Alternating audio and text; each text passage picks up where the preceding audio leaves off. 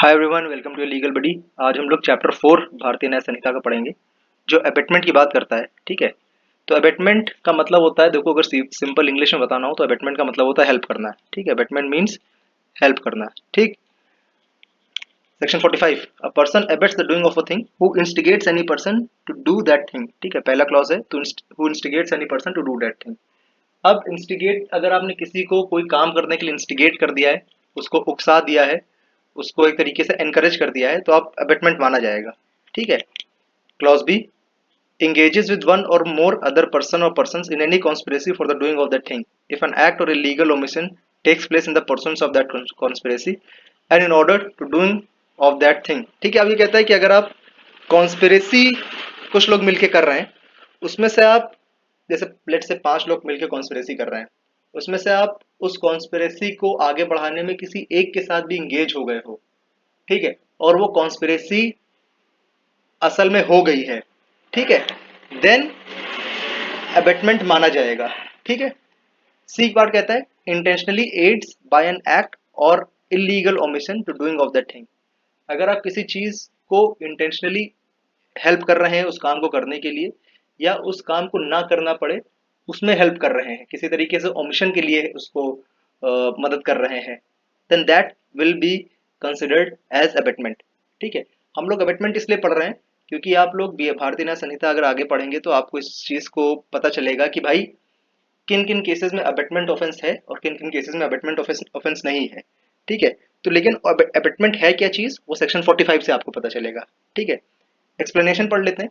A person who by wilful misrepresentation और by wilful concealment of material fact which he is bound to disclose voluntarily causes or procures or attempts to cause or procure a thing to be done is said to instigate the doing of that thing।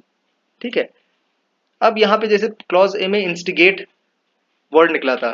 ठीक है, तो यहाँ पे explanation one ने किन किन चीजों को इंस्टिगेट माना जाएगा वो कहा गया है। कहता है इंस्टिगेशन तब माना जाएगा अगर आपने विलफुली मिसरिप्रेजेंटेशन किया है, मतलब विलफुली चीजें गलत दर्शाई हैं।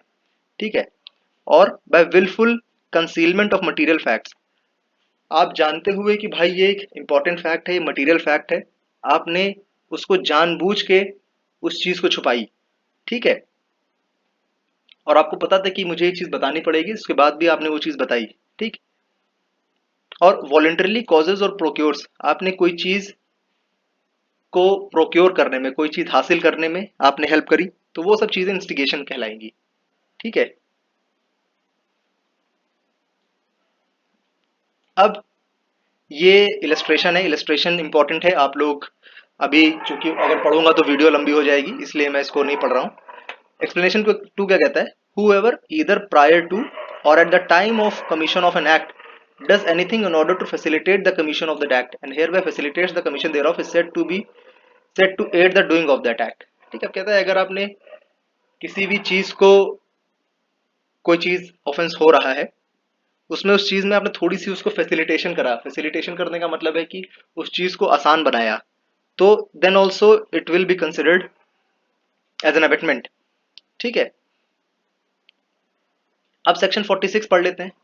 A person abets an offence who abets either the commission of an offence और the commission of an act which would be an offense if committed by a person capable by law of committing an offense with the same intention or knowledge as that of an abettor। अब एबेटर कौन है, एबेटर वो आदमी है जो help कर रहा है एक्चुअली ऑफेंस को करने में। ठीक है, अ person abets an offence who abets either the commission of an offence. ठीक, उस ऑफेंस को करने में मदद कर रहा है या फिर commission of an act which would be an offence, अभी वो ऑफेंस हुआ नहीं है बट आगे चल के वो ऑफेंस हो सकता है। ठीक है, commission of an act which would be an offence.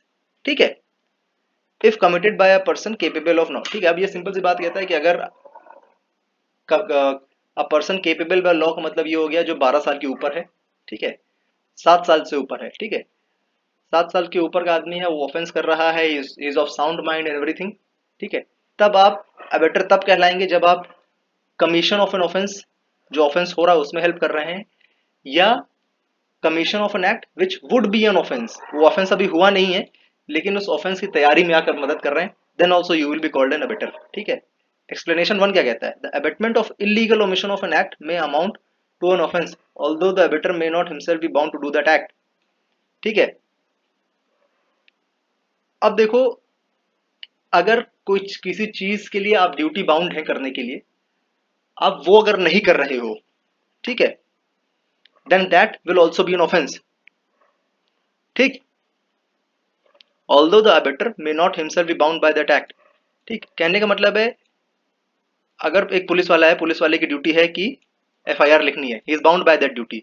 आप ये पुलिस है, ठीक है, एंड दिस इज यू, ठीक है, ये आप हो, कहा गया, दिस इज, ये आप हो, ठीक है, आपने इसको इंस्टिगेट करा कि भाई एफआईआर ना लिखो, इसने एफआईआर नहीं लिखी, ठीक है, but here you are not bound by his duty, but still you will be an abettor, और इसने तो ऑफेंस कराई, ठीक है।